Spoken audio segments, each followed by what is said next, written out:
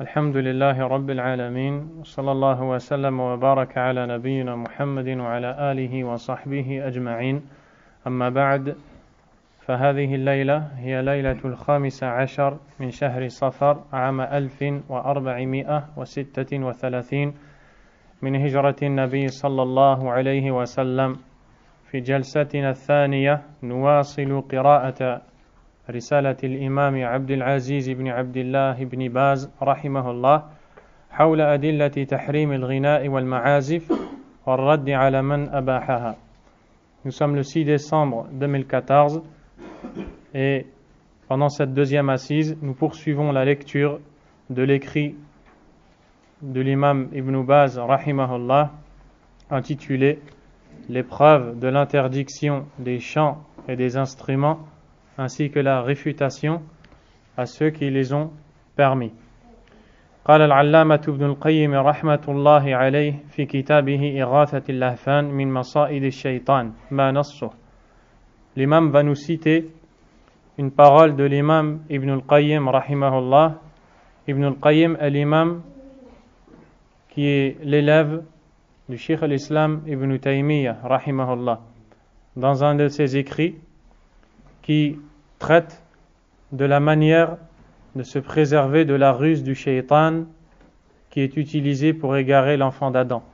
Dans ce même livre, l'auteur dit وَمِنْ مَكَائِدِ عَدُوِّ اللَّهِ وَمَصَائِدِهِ التي كاد بها من قل نصيبه من العلم والعقل والدين وصاد بها قلوب الجاهلين والمبطلين سماع المكاء والتصدية والغناء بالآلات المحرمة ليصد القلوب عن القرآن ويجعلها عاكفة على الفسوق والعصيان فهو قرآن الشيطان والحجاب الكثيف عن القرآن وهو رقية اللواط والزنا وبه ينال الفاسق من معشوقه غاية المنى كاد به الشيطان النفوس المبطلة وحسنه لها مكرا وغرورا وأوحى إليها الشبه الباطلة على حسنه فقبلت وحيه واتخذت لأجله القرآن مهجورا.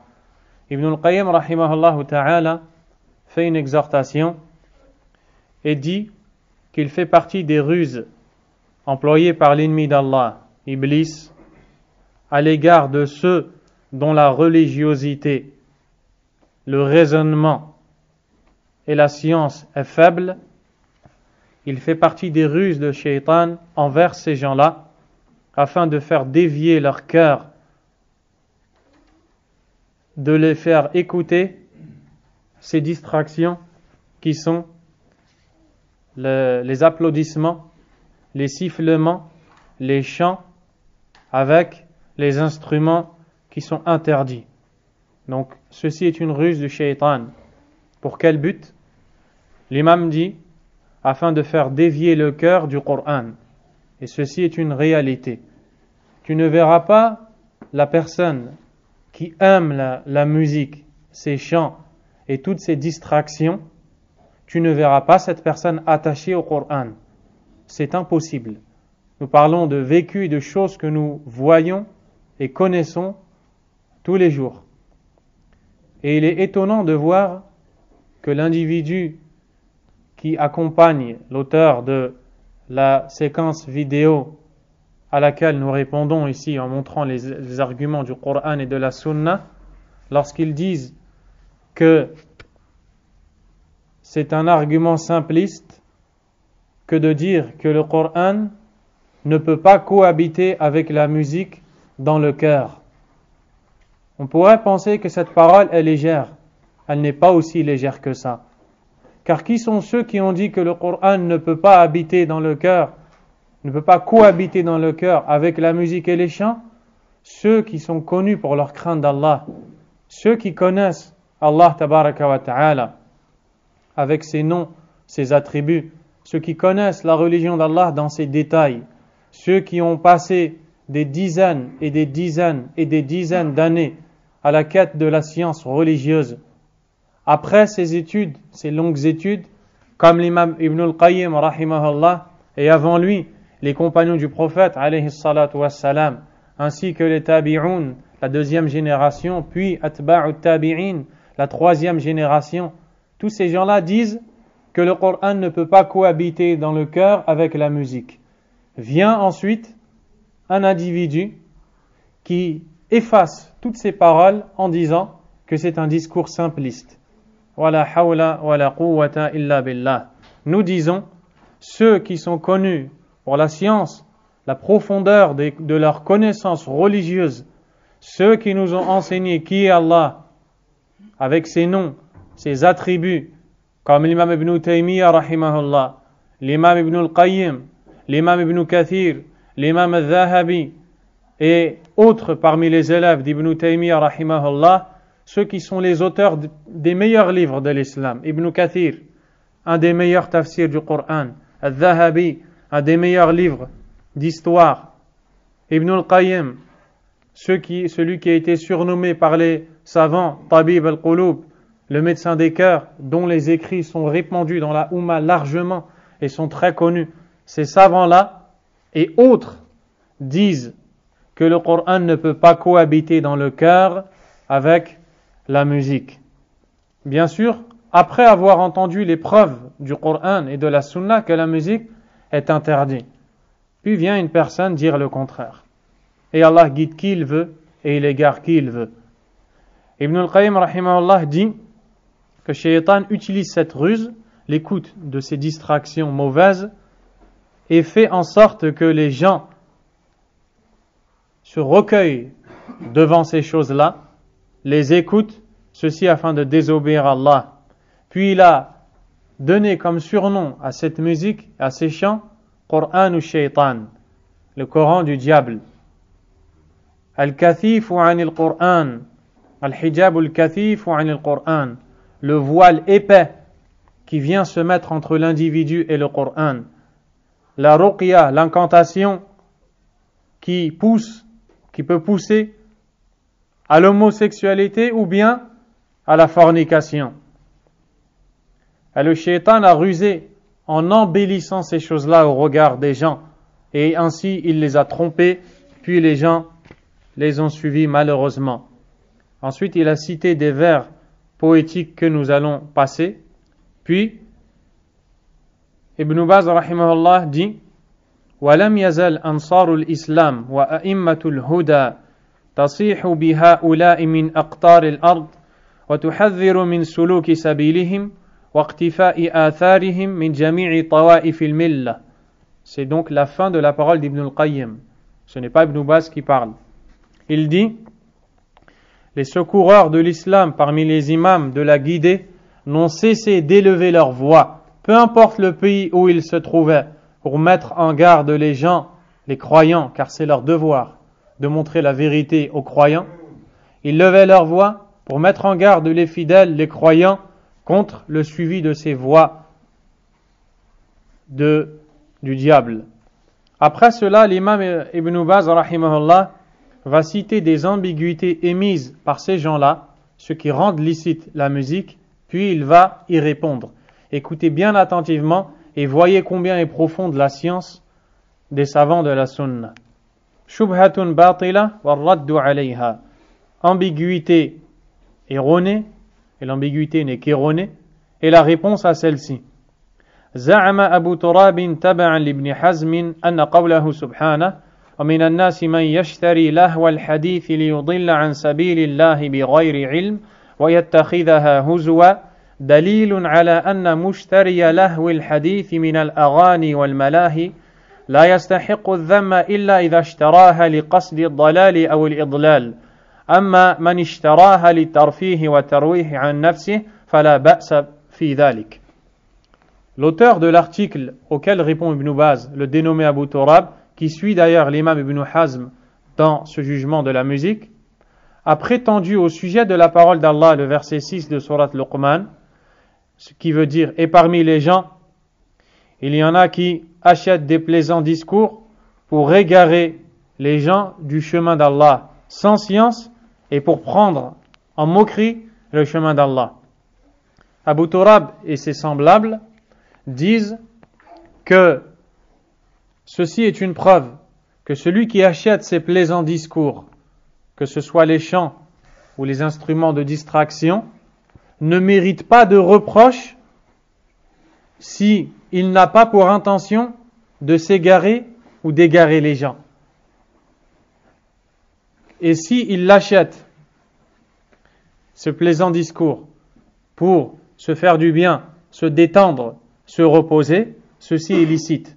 Mais la personne qui est blâmée est celui qui achète ce plaisant discours afin d'égarer les gens ou de s'égarer lui-même. Pourquoi ? Il dit parce qu'Allah Azza wa Jalla a dit, parmi les gens, il y en a qui achètent des plaisants discours pour égarer les gens de la voie d'Allah, sans connaissance, et pour prendre cette voie en moquerie, la voie d'Allah. Voici la réponse de l'imam Ibn Baz, rahimahullah. هذه شبهة باطلة من وجوه ثلاثة. Pour trois raisons, cette ambiguïté est fausse. Premièrement, الأول أن ذلك خلاف ما فهمه السلف الصالح من الصحابة والتابعين من الآية الكريمة فإنهم احتجوا بها على ذم الأغاني والملاهي والتحذير منها ولم يقيدوا ذلك بهذا الشرط الذي قاله أبو تراب وهم أعلم الناس بمعاني كلام الله وكلام الرسول صلى الله عليه وسلم وهم أعرف بمراد الله من كلامه ممن بعدهم. Première raison pour laquelle cette ambiguïté est fausse, ceci est en contradiction avec la compréhension que les pieux prédécesseurs ont eue de ce verset. Ils n'ont jamais dit, quand ils ont expliqué ce verset, qu'Allah Azza wa Jal n'a blâmé dans ce verset que ceux qui écoutent ces chants et ces musiques pour s'égarer ou égarer les gens, en dehors de ceux qui écoutent pour se reposer, non pas pour égarer les gens. Ce n'est pas la compréhension de ce verset qu'ils ont eu, que ce soit les compagnons ou bien la deuxième génération. Au contraire, ils ont pris ce verset comme argument pour reprocher ou pour critiquer ceux qui écoutent ces chants et cette musique. Et ces personnes-là sont les plus connaisseurs de la parole d'Allah et de celle du prophète sallallahu alayhi wa sallam.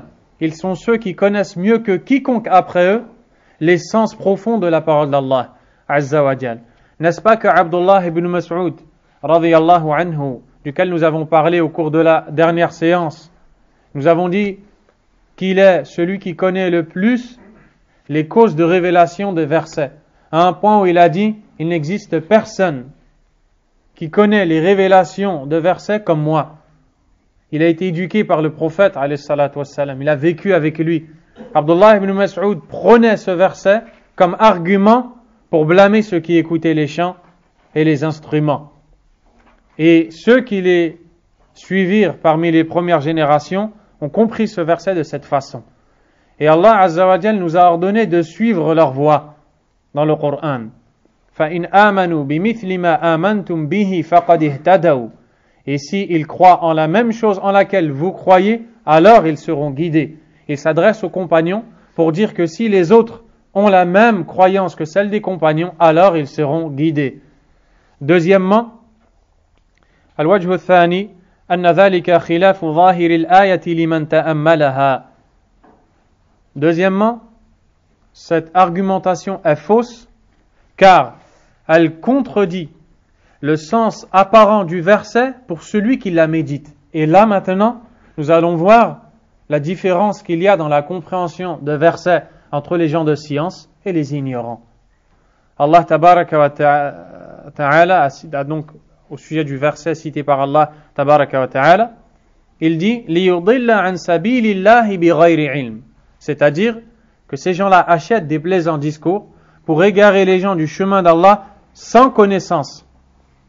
فدل ذلك على أن هذا الصنف المذموم من الناس قد اشترى لهو الحديث ليضل به عن سبيل الله بغير علم ولا شعور بالغاية ولا قصد للإضلال أو الضلال. Ceci nous prouve que ceux qui sont blâmés dans le Coran, dans ce verset, et qui ont acheté ces plaisants discours, ceux qui chantent, qui écoutent les chanteurs, qui écoutent la musique et qui rendent licite la musique, tous ces gens-là qui ont été blâmés, Allah Azza wa Jalla a dit qu'ils le font pour égarer les gens sans connaissance. C'est-à-dire dans la finalité de ce qu'ils font, c'est qu'à la fin, ils vont égarer les gens sans savoir qu'ils égarent les gens, et sans s'en rendre compte, et sans se rendre compte du mal qu'ils sont en train de faire. Ceci est le sens du verset.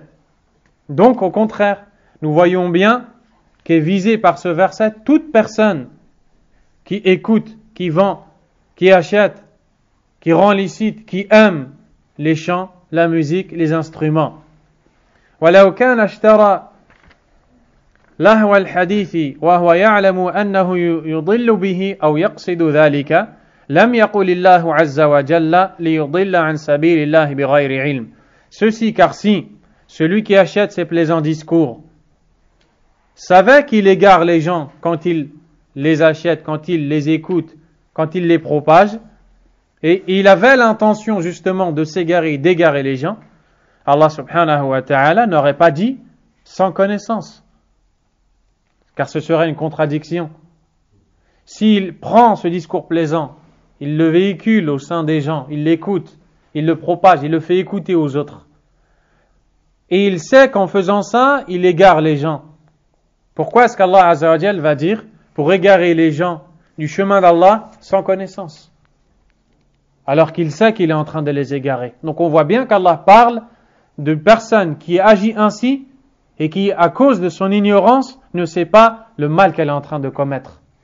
Donc ce hadith, ce verset-là, ne concerne pas que ceux qui écoutent la musique avec une mauvaise intention, comme on pourrait le dire. لأن من علم أنه اشترى لهو الحديث ليضل به عن سبيل الله لا يقال له إنه لا يعلم. Car celui qui veut acheter ces discours plaisants pour égarer les gens avec intention de le faire, on ne dira pas de lui sans connaissance. وهكذا من قصد ذلك لا يقال إنه اشترى لهو الحديث ليضل عن سبيل الله بغير علم. Celui qui achète ces plaisants discours et qui a le but d'égarer les gens, on ne dira pas de lui qu'il l'a fait sans science.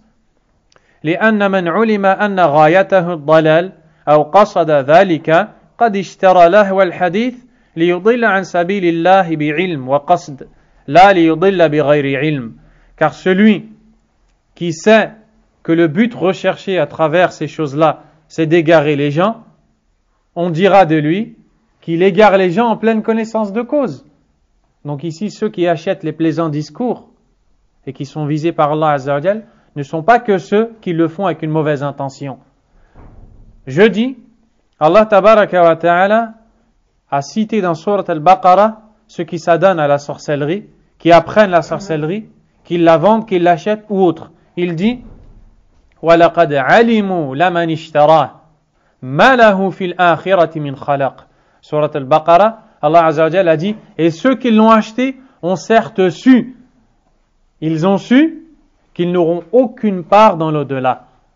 Donc ici, Allah Azza wa Jal a utilisé le même terme, ishtira, l'achat, et l'achat, ce qui est voulu, peut-être l'achat financier, le fait de rendre licite, le fait d'aimer, le fait de propager et toutes ces choses-là.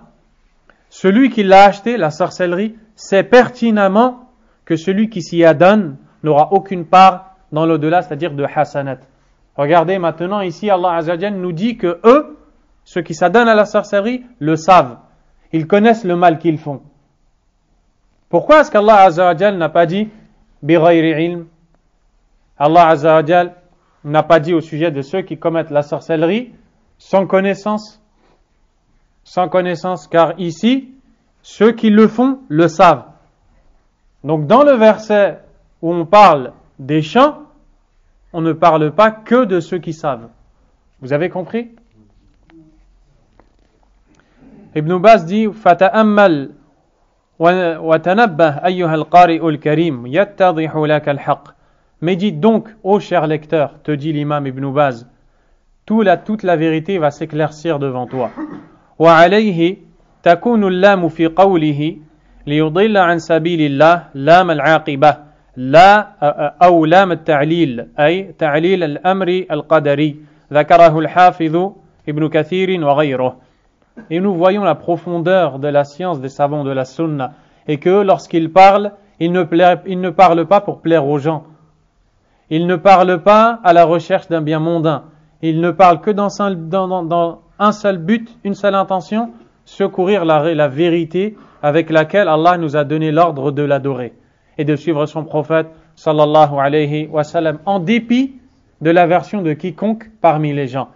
Ibn Baz rahimahullah dit que la particule lam dans le Coran, li, qui signifie pour, lorsqu'il dit liyudilla an sabilillah, pour égarer les gens de la voie d'Allah, ce pour ici, cette particule lam, signifie lam al-aqiba, c'est-à-dire qu'elle est utilisée pour montrer la conséquence de cet acte. C'est-à-dire que quand Allah a dit pour égarer les gens du chemin d'Allah, il a voulu dire que ces gens-là qui s'adonnent à la musique, au chant, qui l'écoutent, qui l'achètent, qui la vendent et autres, la finalité de leurs actes, la conséquence, c'est qu'ils égareront les gens et s'égareront du chemin d'Allah Azza wa Jal. Cette particule peut aussi signifier lam at-ta'lil, c'est-à-dire qu'elle peut montrer ce pourquoi Allah Azza wa Jal a décrété la chose. Nous allons détailler ça plus loin. Tout d'abord, il dit وَعَلَى كَوْنِهَا لِلْعَاقِبَةِ يَكُونُ الْمَعْنَى أَنَّ مَنِ اشْتَرَى لَهْوَ الْحَدِيثِ مِنَ الْغِنَاءِ وَالْمَعَازِفِ تَكُونُ عَاقِبَتُهُ الضَّلَالَ عَنْ سَبِيلِ اللَّهِ. Si nous disons que cette particule lam, li, qui veut dire pour, lorsqu'on dit pour égarer les gens, signifie la finalité de la chose, la conséquence, alors cela voudra dire que celui qui achète ces plaisants discours parmi les chants et les instruments, la conséquence néfaste en sera l'égarement du chemin d'Allah, puis l'égarement des autres. Et il prendra le chemin d'Allah en moquerie. Se détournera des versets d'Allah. Istikbaran wa ihtiqara, à cause de l'orgueil et du mépris. Même s'il ne s'en rend pas compte, ni avait l'intention de le faire. Donc, si on dit que pour ici veut dire la finalité de la chose sera, ça voudra dire que ceux qui achètent ces plaisants discours, à la fin, non seulement vont s'égarer, mais vont égarer les autres, et vont finir par se moquer des versets d'Allah et s'enfler d'orgueil et se détourner de la religion d'Allah Azza wa Jal. N'est-ce pas que cette parole est très claire? Voyez-vous ces personnes qui au début commençaient à écouter ces chants ou ces musiques simplement pour se distraire? Quelle est la finalité de la plupart de ces personnes au jour d'aujourd'hui? Elles se sont complètement détournées du Coran, de la parole d'Allah Azza wa Jal, et elles se sentent en sécurité à l'abri du châtiment d'Allah subhanahu wa ta'ala, et le rappel ne leur est pas d'une grande utilité. Donc vous voyez combien la parole est vraie. وعلى المعنى الثاني, et si on donne à la particule pour li le deuxième sens, وهو كونها لتعليل الأمر القدري, يكون المعنى أن الله سبحانه قضى وقدر على بعض الناس أن يشتري لهو الحديث ليضل به عن سبيل الله. On dira alors que le sens du verset, c'est qu'Allah Azza wa Jal, par sa sagesse, a décrété, parce qu'Allah Azza wa Jal, il décrète la guidée pour des personnes et l'égarement pour d'autres, n'est-ce pas? On dira ici qu'Allah Tabaraka wa Ta'ala a décrété l'égarement de certaines personnes par cette cause-là. Tout comme il a décrété l'égarement d'autres personnes par d'autres causes. Ici, c'est si on lui donne le deuxième sens. Ibn Baz dit وعلى كلا التقديرين فالآية الكريمة تفيد ذم من اشترى لهو الحديث. Quoi qu'il en soit, peu importe un de ces deux sens ou lequel de ces deux sens nous donnons au verset, à la fin, nous avons la même finalité, c'est que ces gens qui achètent les discours plaisants sont blâmés, tant qu'ils le font. ووعيده بأن مصيره إلى الضلال والاستهزاء بسبيل الله والتولي عن كتاب الله. La finalité sera l'égarement, de se moquer du chemin d'Allah, se détourner du livre d'Allah subhanahu wa ta'ala. وهذا هو الواقع الكثير. Et ceux-ci sont les faits avérés que nous vivons à notre époque. والمشاهد ممن اشتغل بلهو الحديث من الأغاني والمعازف واستحسنها وشغف بها يكون مآله قسوة القلب والضلال عن الحق إلا من رحم الله. L'imam dit, et nous le voyons au quotidien, nous le voyons au quotidien, c'est une chose à laquelle nous assistons et nous voyons que ceux qui se sont occupés longuement avec le chant, la musique et autres, et qui l'ont aimé, et cela sont rendus licites, ces choses-là, à la fin, ils ont le cœur dur au rappel d'Allah tabaraka wa ta'ala. Ils s'égarent de la vérité, sauf celui à qui Allah a fait miséricorde. وقد دلت الشريعة الإسلامية الكاملة في مصادرها ومواردها على وجوب الحذر من وسائل الضلال والفساد والتحذير منها حذرا من الوقوع في غاياتها. Et certes, la religion pure et complète d'Allah tabaraka wa ta'ala, avec ses sources, qui sont le Coran, la Sunna, nous a montré l'obligation de prendre garde à tout moyen qui mène à l'égarement et à la perversion, et nous a mis en garde, la législation d'Allah nous a mis en garde contre tous ces moyens afin de ne pas arriver au but. À titre d'exemple, n'est-ce pas qu'Allah Azza wa Jal a dit فَلَا تَقْرَبُوا الزِّنَا, ne vous approchez pas de la fornication. Il n'a pas dit وَلَا تَزْنُوا, ne forniquez pas. أي لا تقتربوا من الأسباب المؤدية إلى الفعل, ne vous approchez pas des causes qui vous mèneront plus tard à l'acte qui est en lui-même interdit. La religion d'Allah Azza wa Jal a un principe qui s'appelle saddu dhari'a, fermer tout moyen menant à ce qui est interdit. Il va nous donner des exemples. كما نهى النبي صلى الله عليه وسلم عن شرب القليل الذي لا يسكر حذرا من الوقوع في المسكر حيث قال عليه الصلاة والسلام ما أسكر كثيره فقليله حرام. Le prophète alayhi salatu wassalam nous a interdit de boire en petite quantité ce qui enivre en grande quantité. Pourquoi? De peur de tomber dans ce qui va enivrer à la fin. Tu n'as pas le droit de boire une gorgée d'alcool. Est-ce qu'une gorgée d'alcool enivre la personne? La réponse est non. Et pourtant, tu n'as pas le droit de le boire. Le prophète alayhi salatu wassalam a dit ce qui enivre en grande quantité est interdit en petite quantité. Pourquoi? Car tout moyen qui mène à la fin à ce qui est interdit et dangereux est interdit dans la religion d'Allah Azza wa Jal. Et s'il n'y avait pas de texte pour interdire la musique, eh bien, le fait qu'elle ait un moyen pour arriver à ce qui est interdit sera amplement suffisant. وَنَهَى عَنْ الصَّلَاةِ بَعْدَ الصُّبْحِ أي النافلة وبعد العصر لئلا يكون ذلك وسيلة إلى الوقوع فيما وقع فيه بعض المشركين من عبادة الشمس عند طلوعها وغروبها. Le prophète sallallahu alayhi wa sallam nous a interdit de prier après la prière de l'aube, c'est-à-dire entre le temps du ghurub al-shams, du lever du soleil, jusqu'au shuruq, au moment où le soleil s'est complètement levé. Le temps de la prière jusqu'au temps du lever. Pourquoi? Il nous l'a aussi interdit après l'asr, afin que cela ne devienne pas un moyen nous poussant à tomber dans ce dans quoi sont tombés les adorateurs du soleil, qui utilisaient ces deux temps, celui du lever et celui du coucher, pour se prosterner devant le soleil. Eh bien, pour ne pas ressembler à ces gens-là, et ne pas se prosterner au moment où eux se prosternent, pour plus tard peut-être devenir comme eux, le prophète alayhi salatu wassalam a fermé toutes les portes et nous a dit de ne pas prier pendant ces deux temps. وَنَظَائِرُ ذَلِكَ كَثِيرًا يَعْرِفُهَا مَنْ لَهُ أَدْنَى عِلْمٍ بِالشَّرِيعَةِ الْمُطَهَّرَةِ وَاللَّهُ الْمُسْتَعَانِ. Et les exemples dans ce sens sont très nombreux. Ils sont connus par ceux qui ont un strict minimum de connaissance de la législation d'Allah purifiée, et Allah est celui dont on implore le secours.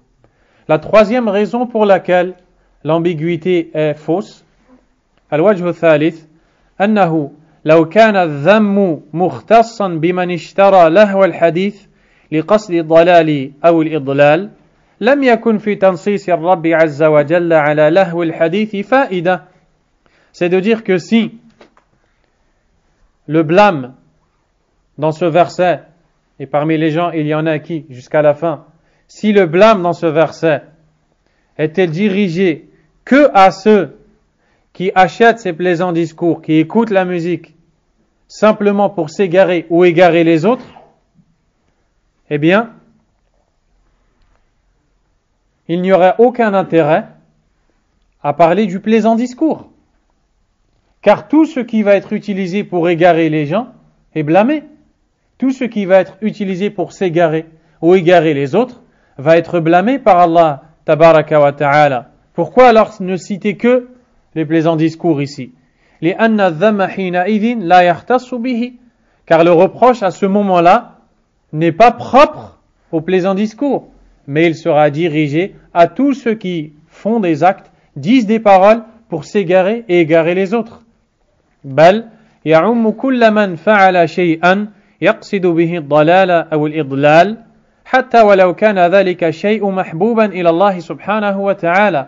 Même si le moyen qui est utilisé pour dévier les gens du chemin d'Allah est en soi une chose bonne, eh bien ça sera blâmé par Allah Azza wa Jal. كمن اشترى مصحفا يقصد به التلبيس على الناس وإضلالهم, comme celui qui prend le mushaf, le Coran, avec lequel il essaie de ruser avec les gens, avec pour intention de les égarer. Il prend le Coran, il lit le Coran et lui donne des autres sens que ceux voulus par Allah Azza wa Jal. Prendre le Coran est bon, lire le Coran est bon, mais il a pris ce moyen pour égarer les gens. Eh bien pour lui, prendre le Coran est blâmé par Allah Azza wa Jal à cause de la raison qui l'a poussé à prendre le Coran. Donc, pourquoi ne citer que le plaisant discours? Pour blâmer ceux qui égarent les autres, si c'était ce qui est voulu, comme l'ont dit ces gens-là. Est-ce que vous avez compris ici? فإن المصحف محبوب إلى الله لاشتماله على كلامه عز وجل ولكنه سبحانه لا يحب من عباده أن يشتروه للتلبيس والإضلال وإنما يشترى للاهتداء والتوجيه إلى الخير.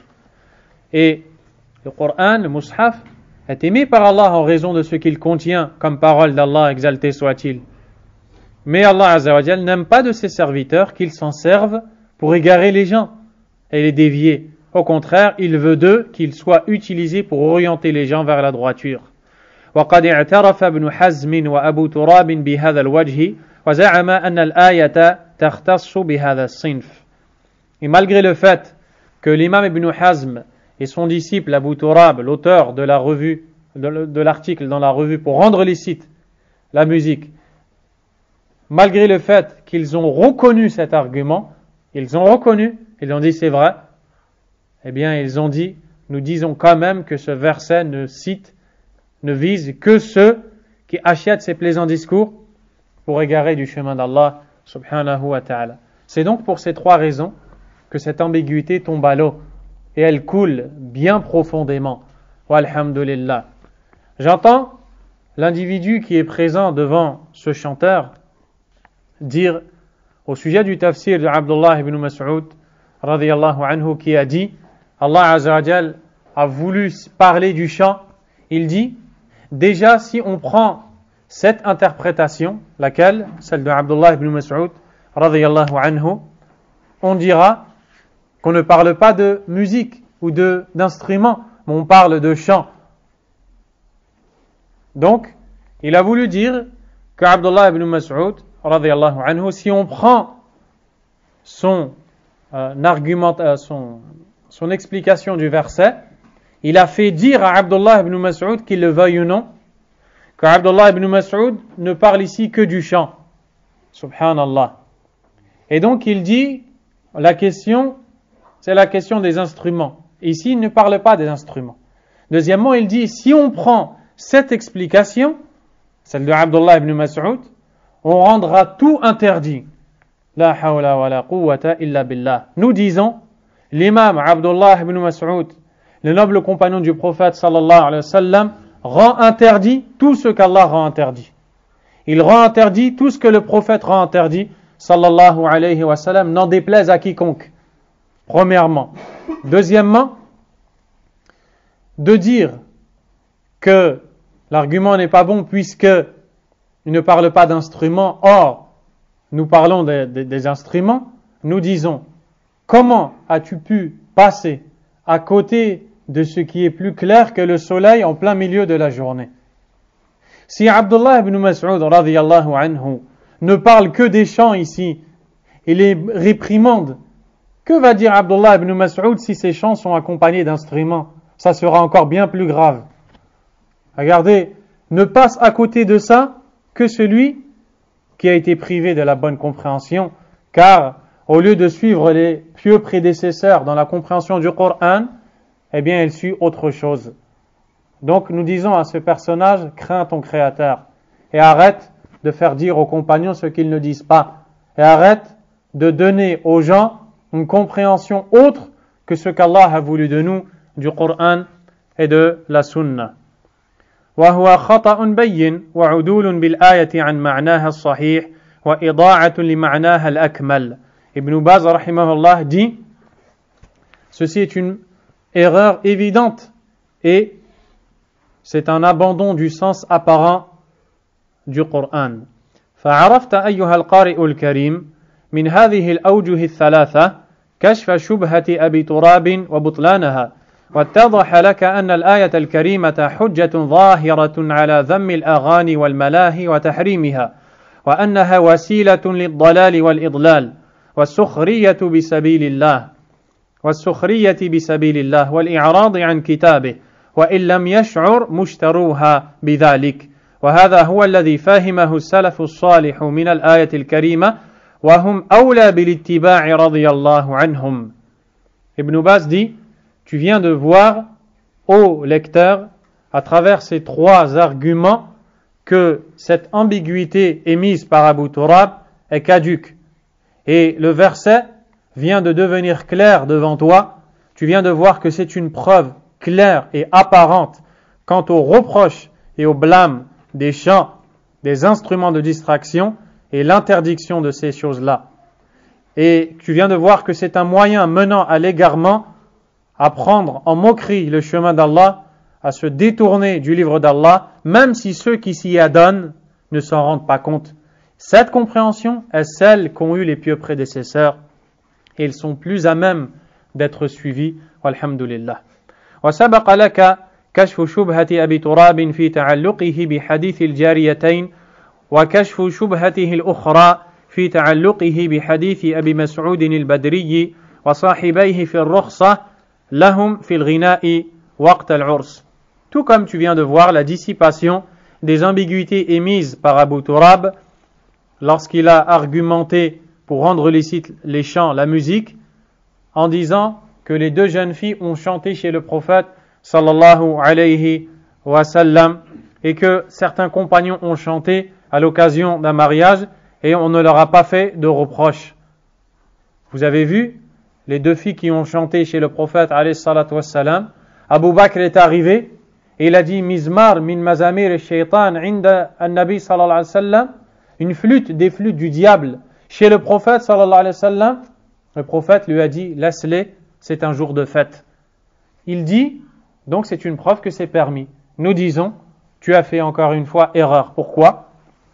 Parce que tu vois bien que de ce hadith nous comprenons que chez les compagnons c'est ancré dans leur cœur et c'est connu qu'un chant, une musique et toutes ces choses-là c'est blâmé. À un point où ils appelaient ces choses-là la flûte du diable. Et le prophète alayhi salatu wa salam n'a pas dit à ce compagnon ne dis pas que c'est la flûte du diable. Et si ce n'était pas le cas, ou s'il fallait dire cette chose, le prophète l'aurait dit. Mais il l'a dit, on les laisse aujourd'hui parce que c'est l'Eid, avec des limites et des conditions. Car ces jeunes filles chantaient les mérites des compagnons qui combattaient en compagnie du prophète sallallahu alayhi wa sallam. Donc avec ces conditions-là, il leur a dit, on est un jour de fête, laisse-les faire ce chant. Ce qui prouve que autre que ça est interdit. Et aussi l'histoire des compagnons qui élevaient leur voix avec des chants dans une occasion de mariage. Ils ont dit, le prophète nous a permis dans cette occasion de faire ce qu'on fait. Ce qui veut dire que, en dehors de cette occasion, le prophète ne nous l'a pas permis, sallallahu alayhi wa sallam. وأوضحنا فيما تقدم أن الحديثين المذكورين حجة ظاهرة على أبي تراب وإمامه ابن حزم في النهي عن الأغاني والمنع منها لا على جوازها. Nous venons d'éclaircir le fait que ces versets sont une preuve évidente et claire quant à l'interdiction des chants et des instruments, contrairement à ce qu'ont dit ces gens-là. Walhamdulillahi alladhi bi ni'matihi tatimmu s-salihat. Loué soit Allah, celui par lequel les bonnes choses se terminent. Il dit: وقد تكلم العلامة ابن القيم رحمه الله على الآية المتقدمة وهي قوله تعالى: ومن الناس من يشتري لهو الحديث قال هو الرجل يشتري الجارية تغنيه ليلا ونهارا.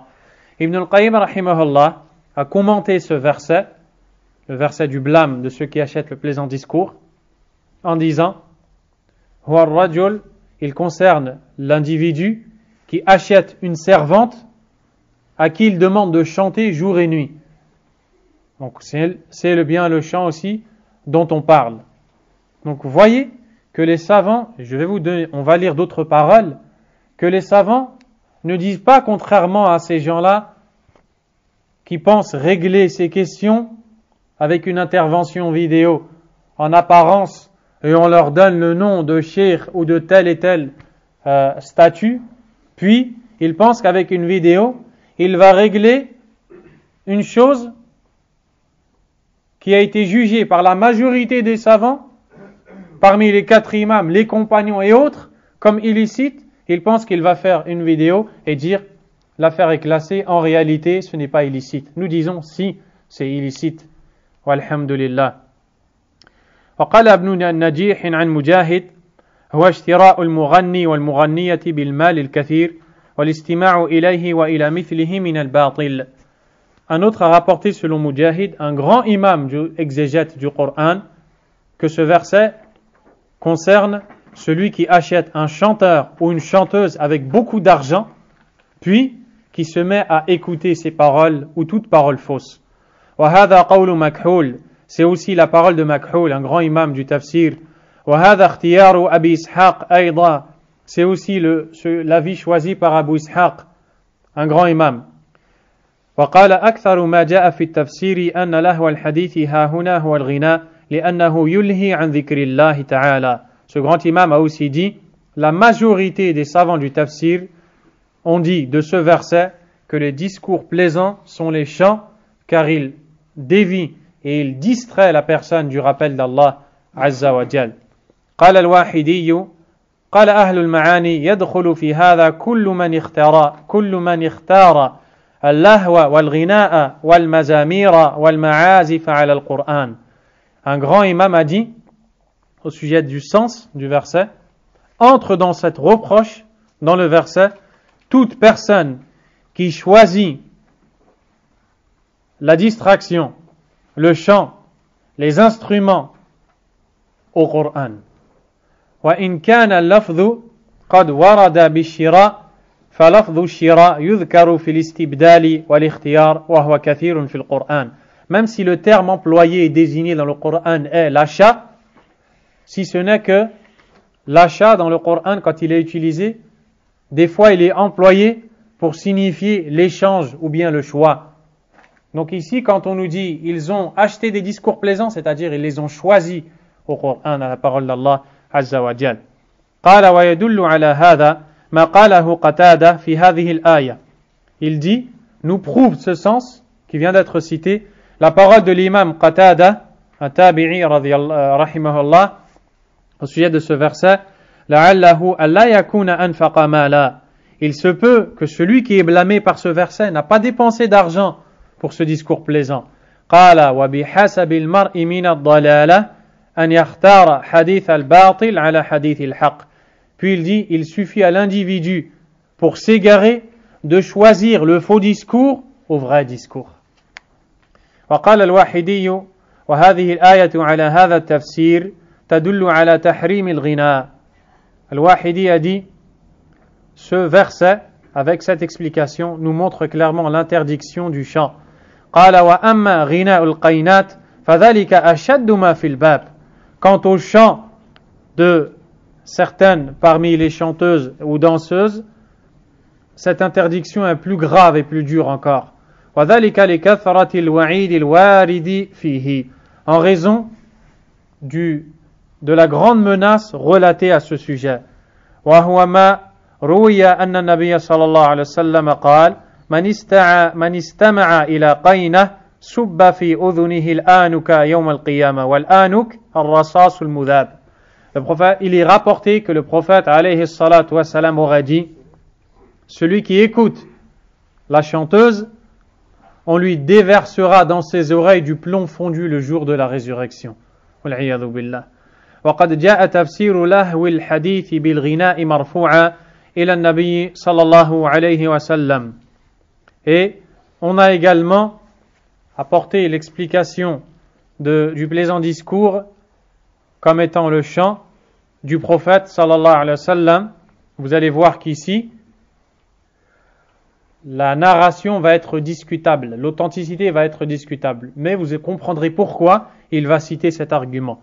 Il dit: ففي مسند الإمام أحمد ومسند عبد الله بن الزبير الحميدي وجامع الترمذي من حديث أبي أمامة والسياق للترمذي أن النبي صلى الله عليه وسلم قال: لا تبيعوا القينات ولا تشتروهن ولا تعلموهن ولا خير في تجارة فيهن وثمنهن حرام. Il est rapporté que le prophète a dit ce qui veut dire: ne vendez pas ces chanteuses, ne les achetez pas non plus, ne leur enseignez pas. Il n'y a pas de bien dans un commerce où elles se trouvent, et leur prix est illicite. En gagner de l'argent est illicite. وفي مثل هذا نزلت هذه الآية. Et c'est à ce sujet que le verset a été révélé. ومن الناس من يشتري لهو الحديث, le verset qui blâme le chant. وهذا الحديث وإن كان مداره على عبيد الله بن زحر عن علي بن يزيد الأهلاني عن القاسم فعبيد الله بن زحر ثقة والقاسم ثقة وعلي ضعيف إلا أن للحديث شواهد ومتابعات سنذكرها إن شاء الله تعالى. Il dit, en résumé, bien que le hadith est discutable en raison de la présence parmi les narrateurs d'un dénommé Ali qui est jugé faible, eh bien, malgré ceci, il existe d'autres variantes du hadith qui viennent renforcer son degré d'authenticité. ويكفي تفسير الصحابة والتابعين للهو الحديث بأنه الغناء. Et il dit, et il est suffisant de prendre l'explication de ce verset donné par les compagnons et les suiveurs pour dire que c'est le chant. فقد صح ذلك عن ابن عباس وابن مسعود. Et ceci a été affirmé de façon authentique et rapporté de Abdullah ibn Abbas et Abdullah ibn Mas'ud. Ibn Abbas est le plus grand savant des sens du Coran. Ibn Mas'ud est le plus grand savant des causes de révélation du Coran.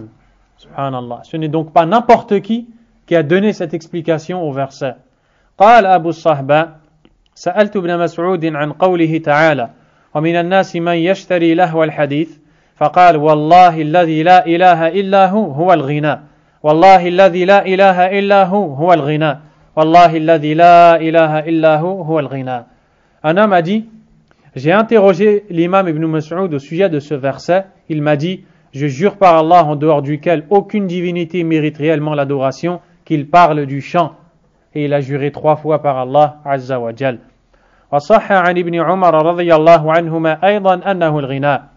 Ibn Umar, également le fils de Omar, a dit que ce sont les chants visés par ce verset.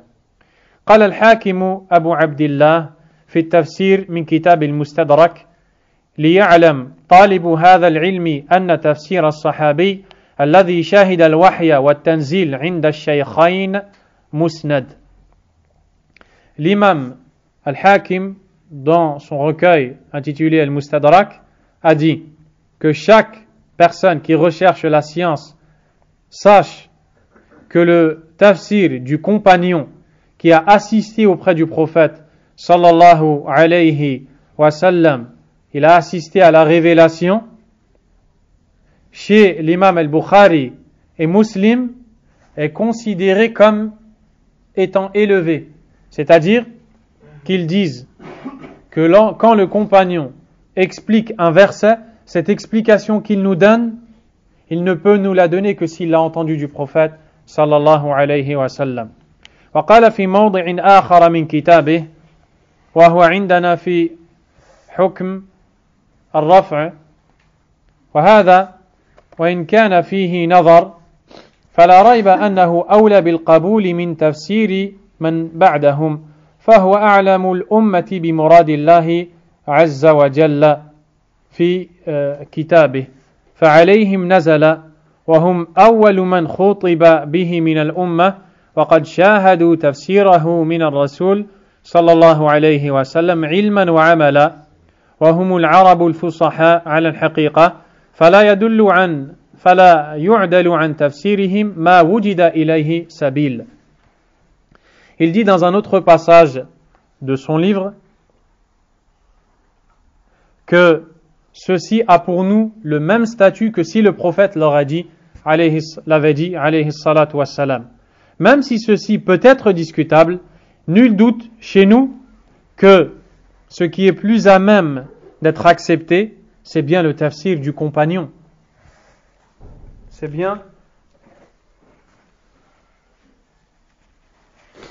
le tafsir du compagnon. Car les compagnons sont ceux qui connaissent le plus le sens de la parole d'Allah, tabaraka wa ta'ala.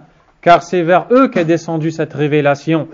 Et ce sont les premiers auxquels Allah Azza wa Jal s'est adressé. Ils ont écouté le prophète et ont pris la science de lui. Ils ont pris la science de lui, ils ont étudié de lui, sallallahu alayhi wa sallam. Ils sont des Arabes qui sont éloquents et qui connaissent l'essence de la parole. Ainsi, on ne laisse jamais les explications des compagnons tant que ceci est possible. Tant qu'il est possible de ne pas délaisser la parole du compagnon dans l'explication, eh bien on le fait.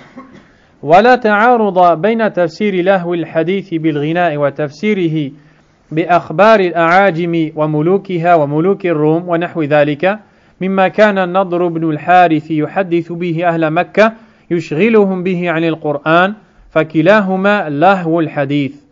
Il n'y a pas de contradiction entre cette explication et l'explication de ceux qui ont dit que les plaisants discours sont les paroles qui étaient comme des chants ou autres récités par des hommes issus du peuple des Byzantins, Ar-Rum, avec lesquels ils parlaient aux gens de Mecca pour les délaisser, les détourner du Coran. Au lieu qu'ils écoutent le Coran, eux venaient devant eux et leur racontaient des histoires. Il dit il n'y a pas de contradiction entre ces deux explications, puisque ces deux choses-là sont un moyen qui fait dévier du Coran et sont un discours plaisant. ولهذا قال ابن عباس لهو الحديث الباطل والغناء. C'est pour cela qu'Ibn Abbas radiyallahu anhu a dit le plaisant discours c'est toute parole fausse ainsi que les chants. فمن الصحابة من ذكر هذا ومنهم من ذكر الآخر ومنهم من جمعها. Il existe des compagnons qui ont expliqué le plaisant discours par le chant, d'autres par les paroles caduques, d'autres qui ont assemblé toutes les paroles. Wal-ghina ashaddu lahwan. Ibn Abbas dit, et le chant est bien plus plaisant encore comme discours qu'une simple parole. Wa a'zamu dararan min hadith al-muluk wa akhbarihim, est bien plus dangereux et nuisible que les paroles de ces gens, les muluk. Fa innahu ruqyatu zina, car le chant c'est comme une incantation qui amène à la fornication. Wa munbit an-nifaq, et fait pousser l'hypocrisie dans le cœur. Wa shirku shaytan, c'est le polythéisme du diable. Wa khamratul aql, c'est ce qui recouvre la raison. Wa sadduhu anil Qur'an a'zamu min saddi ghayrihi min al-kalam al-batil. Et la déviance qui va découler de l'écoute de la musique est bien plus grave que celle qui va découler de l'écoute d'autres choses parmi les plaisants discours.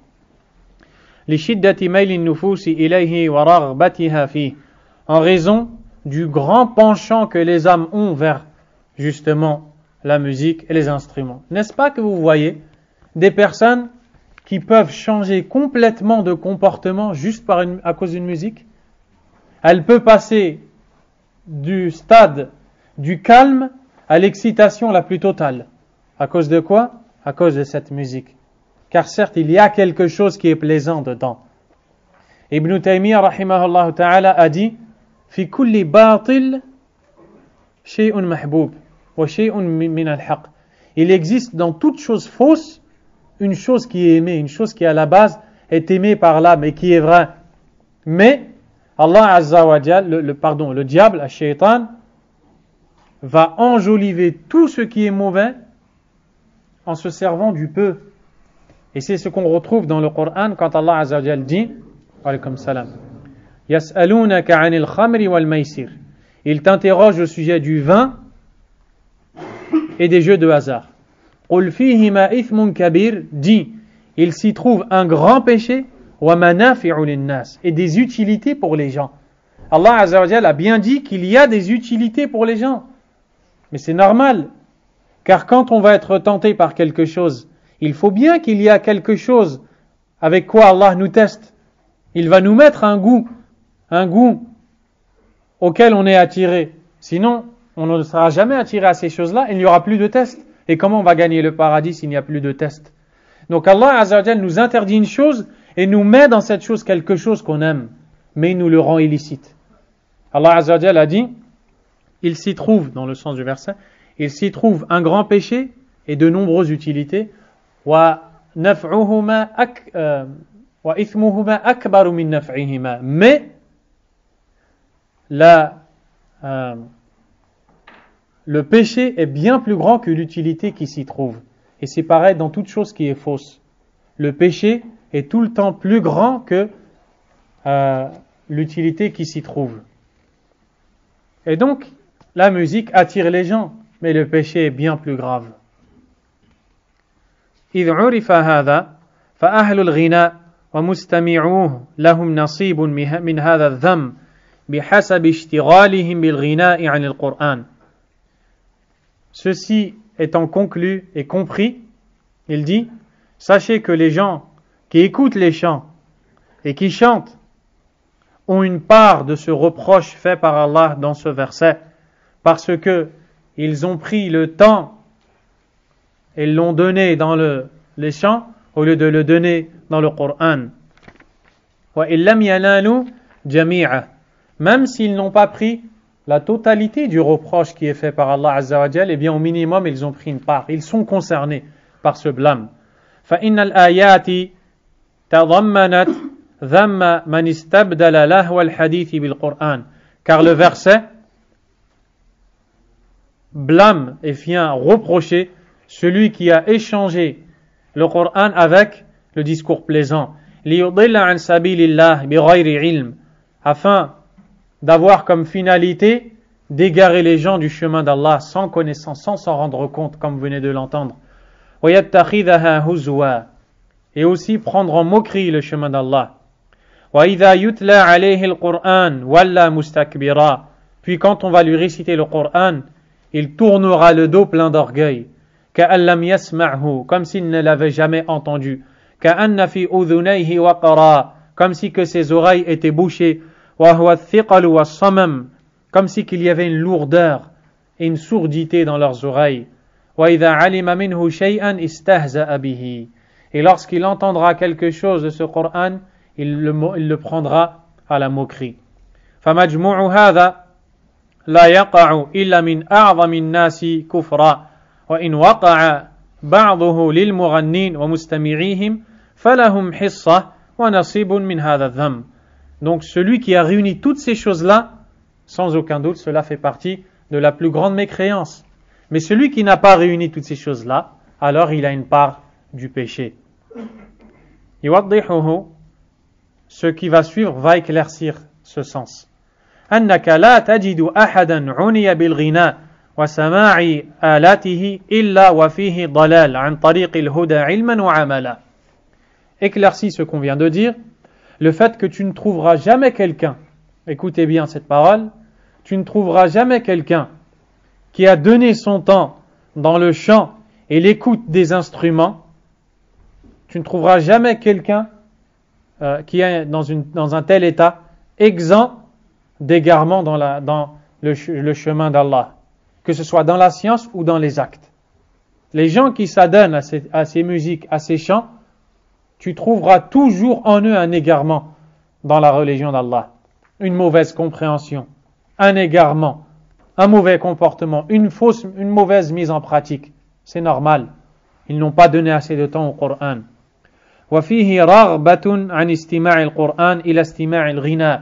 Et tu verras chez ces gens-là qu'ils ressentiront en eux une lassitude. Ils en auront marre d'écouter le Coran. Et ils voudront écouter plus la musique et les chants. C'est pour ça que quand tu mets le Coran à un jeune, par exemple, il dit « je ne comprends pas ». Et pourtant, il écoute la musique qu'il ne comprend pas. Et avec cette parole, je reviens à ce chanteur qui dit que la musique est licite. Tu sais très bien que les jeunes écoutent la musique et qu'ils ne la comprennent pas. Et quand on leur dit écouter le Coran, ils disent on ne comprend pas. Réponds donc à cette question. Pourquoi ils écoutent la musique alors qu'ils ne la comprennent pas? Ils n'écoutent pas le Coran sous prétexte qu'ils ne le comprennent pas. Je répondrai et je dirai c'est parce que celui qui s'attache à la musique se détache du Coran. Et c'est la seule et unique réponse à cette question. بحيث إذا عرض له سماع الغنى وسماع القرآن عدل عن هذا إلى ذاك. Ainsi, si on lui proposera l'écoute du Coran et l'écoute de la musique, il va esquiver l'écoute du Coran et aller vers l'écoute de la musique. وثقل عليه سماع القرآن. Et l'écoute du Coran deviendra lourde pour lui. وربما حمله الحال على أن يسكت القارئ. Il se peut même qu'ils disent au récitateur d'arrêter ou bien qu'il stoppe le disque qui est en cours. C'est vrai ou pas? Il dit وَيَسْتَطِيلُ قِرَاءَتَهُ. Et il trouve longue la récitation. Il est pressé de passer à autre chose.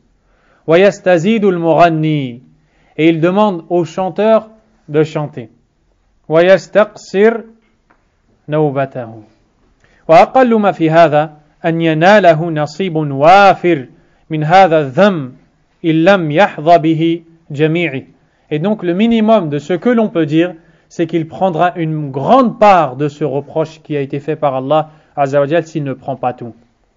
والكلام في هذا مع من في قلبه بعض حياة يحس بها فأما من مات قلبه وعظمت فتنته فقد سد على نفسه طريق النصيحة. Puis Ibn Baz rahimahullah exhorte et dit, et le discours que vous entendez aura bien entendu un effet pour celui dont le cœur a encore un minimum de vie. Il a encore un minimum de vie. Quant à celui dont le cœur est mort et la tentation n'a fait qu'accroître, celui-ci s'est fermé la porte au chemin de la nasiha. Il s'est fermé la porte au conseil et ne l'accepte plus. Wal'iyadhu billah.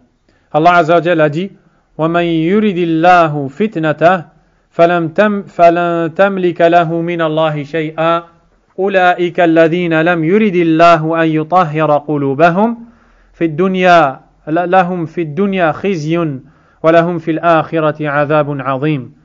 Allah Azza wa Jalla a dit ce qui veut dire et celui dont Allah veut la tentation, le trouble, tu ne posséderas rien pour lui.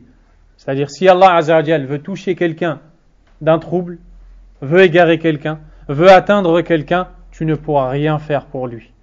Allah Azza wa Jalla a dit ce qui veut dire à cela, Allah n'a pas voulu purifier les cœurs.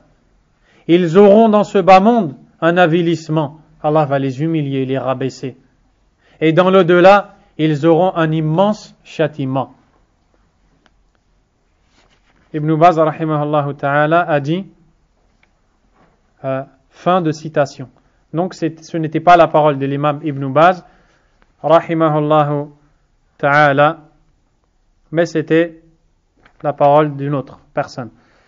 ومن الآيات الدالة على ذم الأغاني والمعازف وهي آلات الملاهي. Il existe parmi les autres versets qui prouvent l'interdiction des chants, des instruments de distraction et de musique. قوله تعالى واستفزز من استطعت واستفزز من استطعت منهم بصوتك وأجلب عليهم بخيلك ورجلك وشاركهم في الأموال والأولاد وعدهم وما يعدهم الشيطان إلا غرورا. الله عز وجل الآن يتحدث مع إبليس ويقول له استفزز من استطعت منهم بصوتك. ما هو صوتك؟ Allah Azza wa Jal dans ce verset s'adresse à Iblis. Il lui dit ce qui veut dire: excite par ta voix ceux d'entre eux que tu pourras. Rassemble contre eux ta cavalerie et ton infanterie. Associe-toi à eux dans leurs biens et leurs enfants et fais-leur des promesses. Or, le diable ne leur fait des promesses qu'en tromperie. Verset 64, Surat Al-Isra, le voyage nocturne. De quoi est-ce qu'Allah Azza wa Jal parle lorsqu'il parle à Iblis et lui dit « excite-les par ta voix » ? Eh bien, c'est ce que nous allons voir. Wa qawluhu, également l'autre verset, وَالَّذِينَ لَا يَشْهَدُونَ الزُّورَ وَإِذَا مَرُّوا بِاللَّغْوِ مَرُّوا كِرَامًا. Ceux qui ne donnent pas de faux témoignages et qui, lorsqu'ils passent auprès d'une frivolité, s'en écartent noblement. Az-zur, la frivolité. On va voir ce qui va être voulu ici dans ce verset. Ibn Baz dit وَقَدْ فُسِّرَتِ الصَّوْتُ وَقَدْ فُسِّرَ الصَّوْتُ وَالزُّورُ بِالْغِنَى وَآلَاتِ الْمَلَاهِ.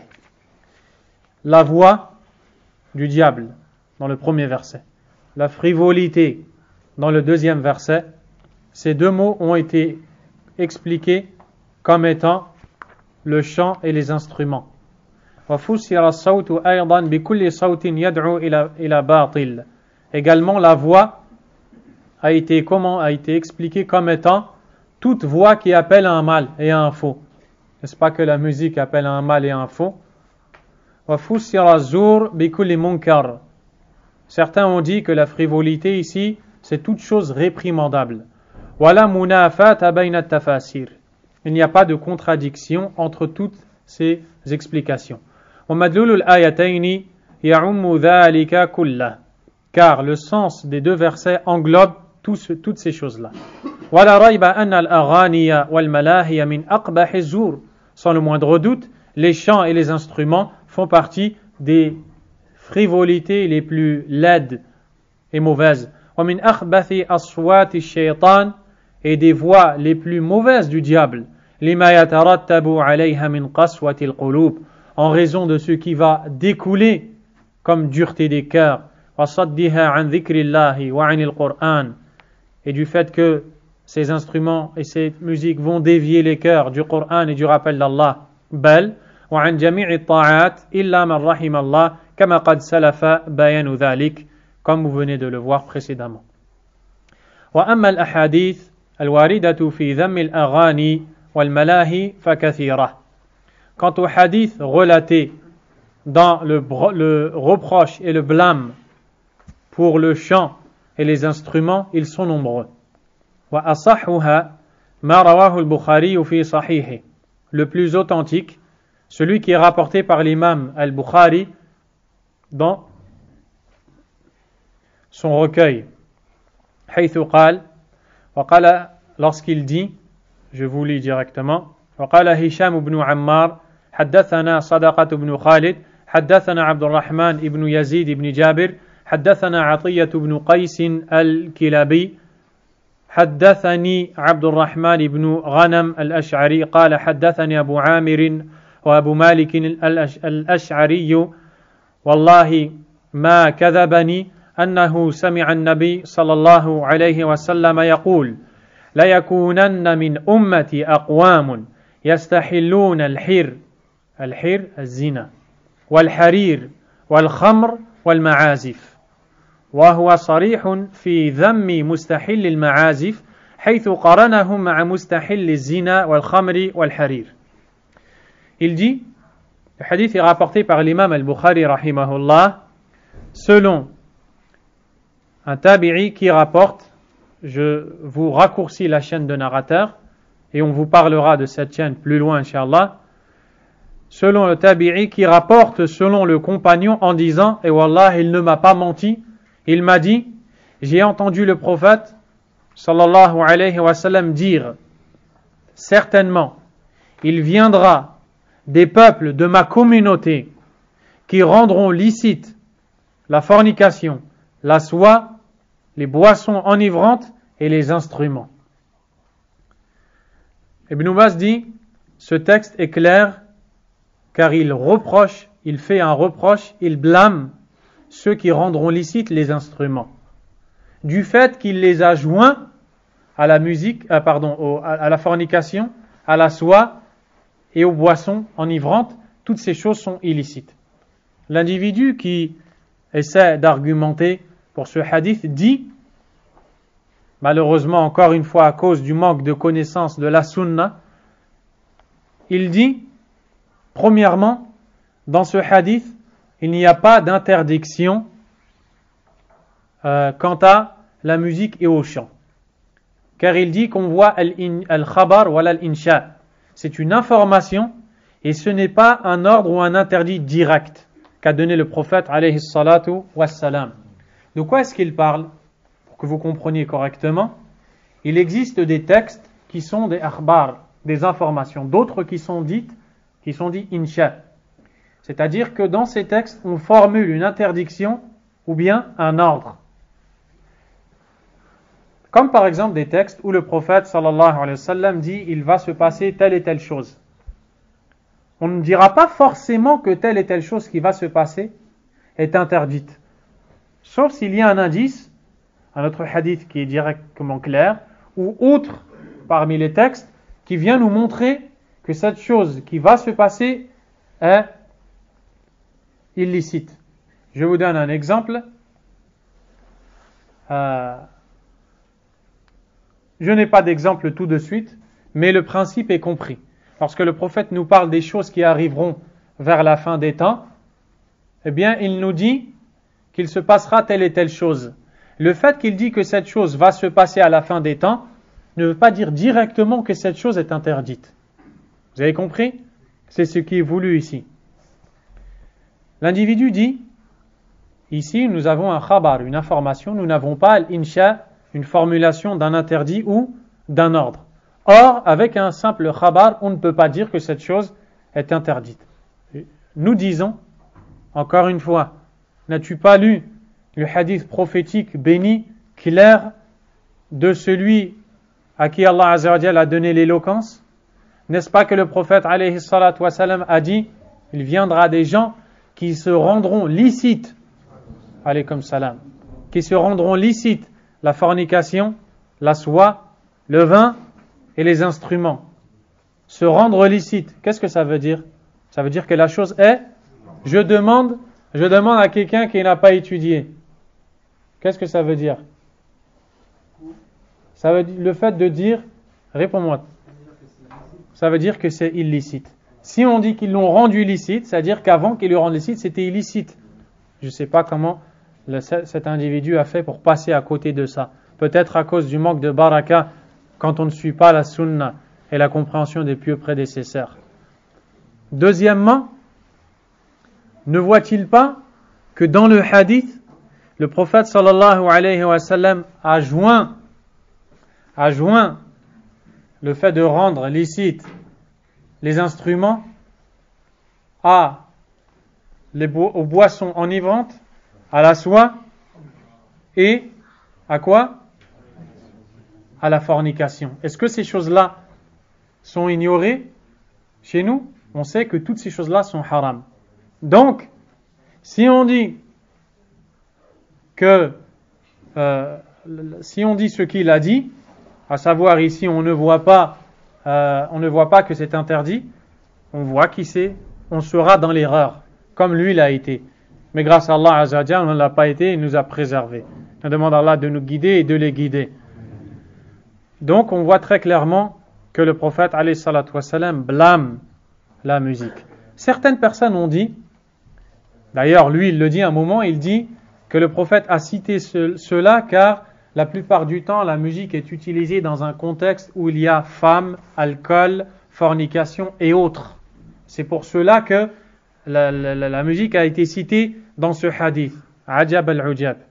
Ô combien étonnant ce commentaire et cette explication. Donc, si on comprend ce qu'il dit, ça veut dire que lorsque la musique n'est pas dans le milieu où il y a le vin, la fornication, zina et la soie, alors c'est licite. Si tu me dis oui, je te dis eh bien alors le vin quand il n'y est pas avec les femmes, la soie et la fornication, il est licite. Tu me diras non, c'est différent, car il y a des textes qui interdisent le vin, je te dirai, tout comme il y a des textes qui interdisent la musique. Walhamdulillahi ala sunnah.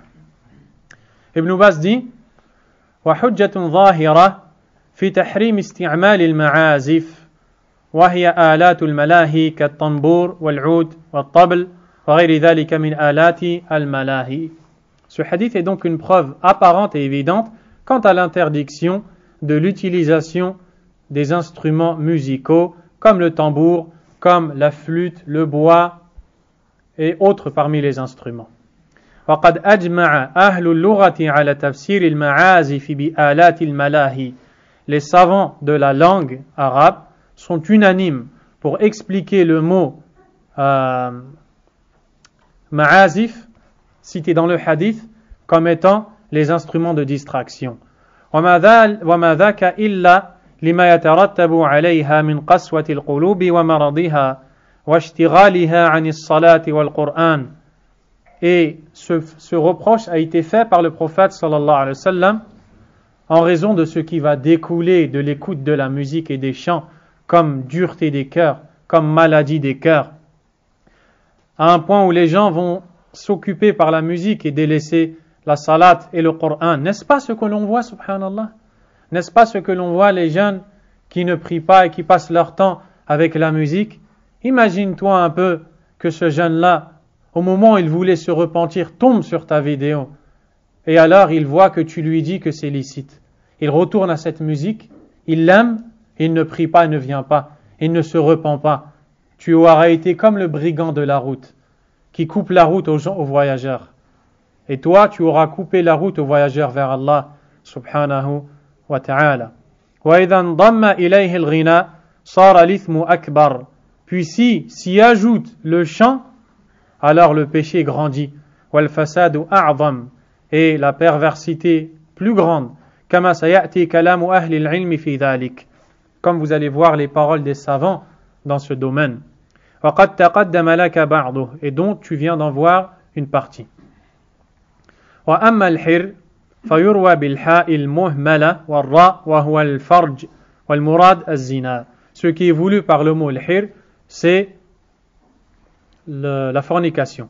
وَيُرْوَى بِالْخَاءِ الْمُعْجَمَةِ وَالزَّاي وَهُوَ نَوْعٌ مِنَ الْحَرِيرِ. Et il y a une autre variante où on lui met le point haut, à chaque lettre on lui met le point haut, ça change, ça devient le kha et le zay, et alors ça deviendra autre chose, une catégorie de soie. وقد أخذ علماء الإسلام بهذا الحديث وتلقوه بالقبول واحتجوا به على تحريم المعازف كلها. Les savants de l'islam ont pris ce hadith et l'ont reçu avec acceptation. Ils l'ont pris pour argument quant au caractère illicite de la musique. وقد أعله ابن حزم. Puis il va répondre à l'ambiguïté émise par ceux qui ont dit que ce hadith est faible. Écoutez bien, c'est très important.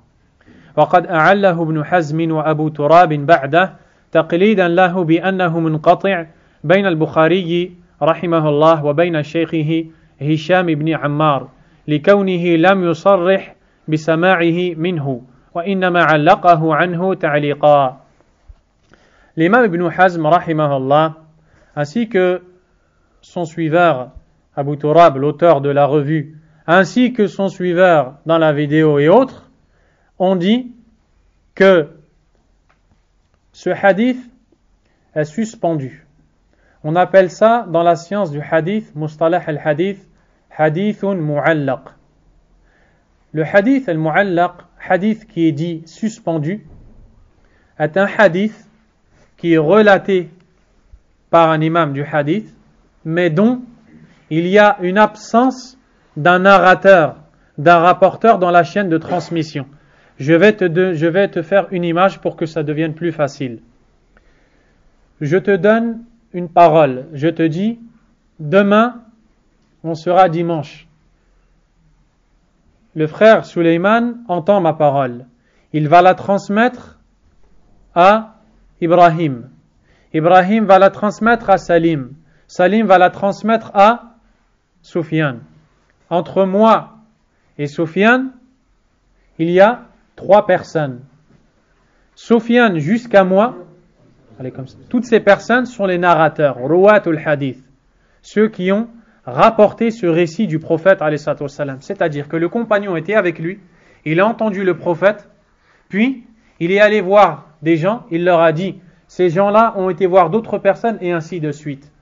Cette chose-là, on appelle as-sanad, c'est la chaîne de transmission. C'est avec la chaîne de transmission qu'on va étudier l'authenticité du hadith, et c'est la chaîne de transmission qui va nous permettre de juger authentique ou faible un hadith.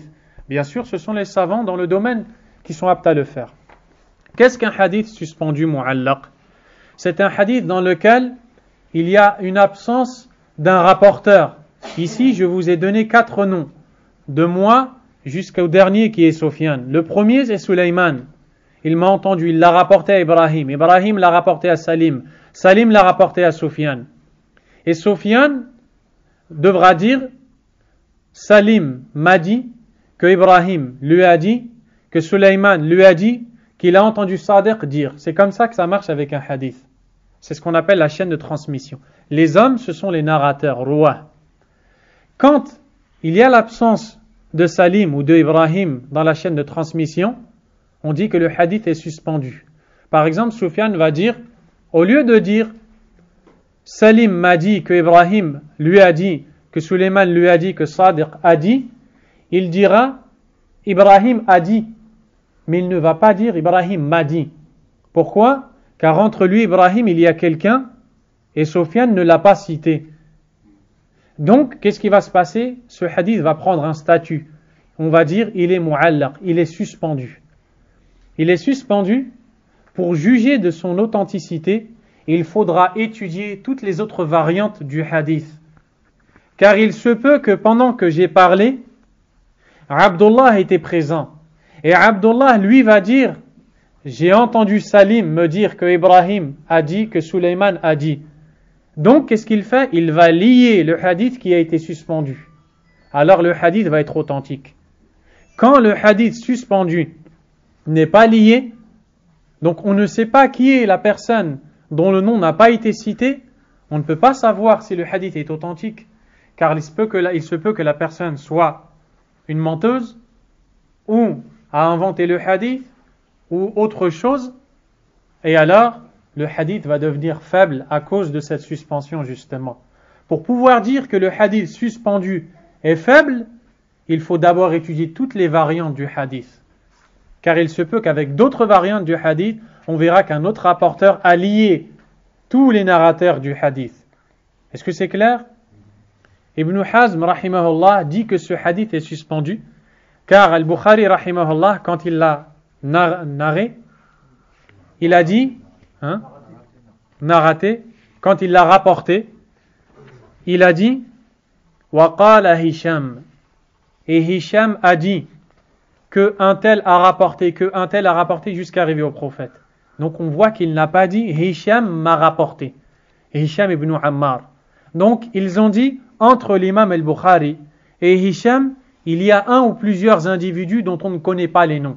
On ne connaît donc pas leur état, on ne sait pas s'ils sont dignes de confiance, intègres, on ne peut pas juger le hadith authentique, le hadith devient faible.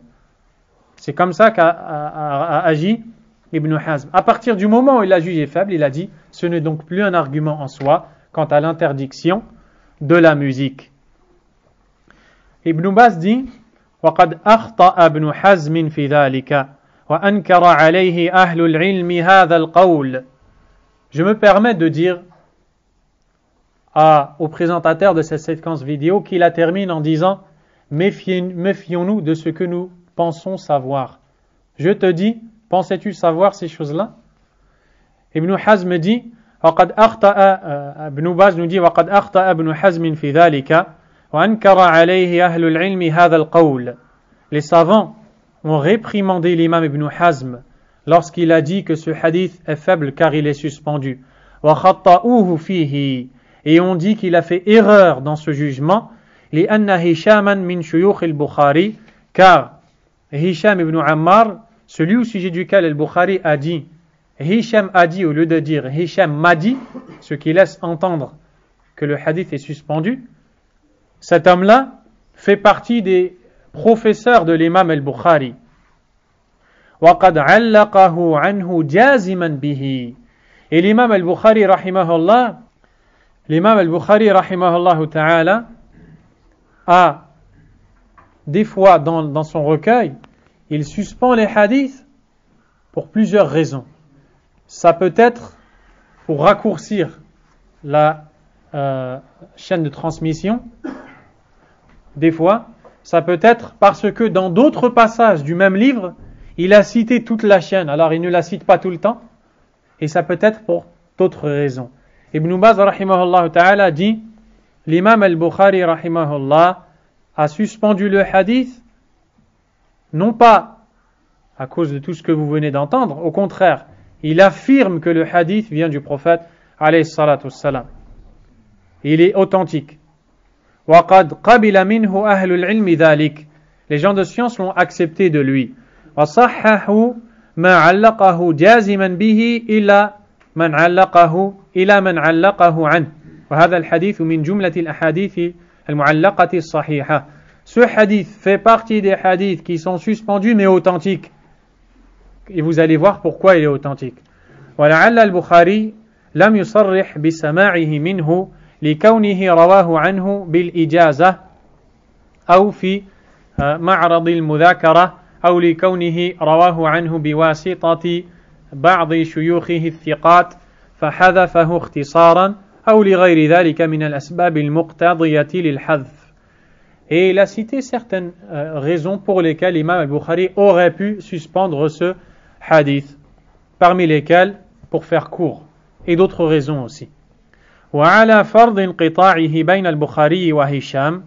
Et supposons que le hadith est suspendu entre l'imam al-Bukhari et le rapporteur Hisham ibn Ammar. فقد رواه عنه غيره متصلا.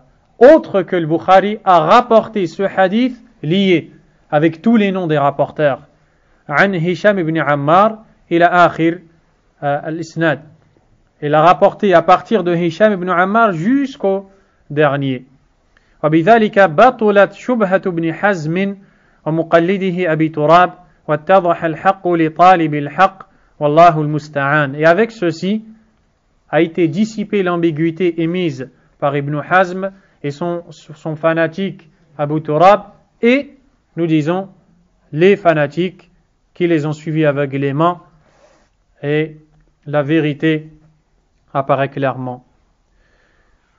Puis l'imam rahimahullah ta'ala va citer des paroles, et c'est ce qui fera inshallah l'objet du prochain cours. On s'arrête ici. Wallahu a'lam. Wa sallallahu wa sallam wa baraka ala nabiyyina Muhammad wa ala alihi wa sahbihi ajma'in. Subhanakallahumma wa bihamdik ashhadu an la ilaha illa anta astaghfiruka wa atubu ilaik.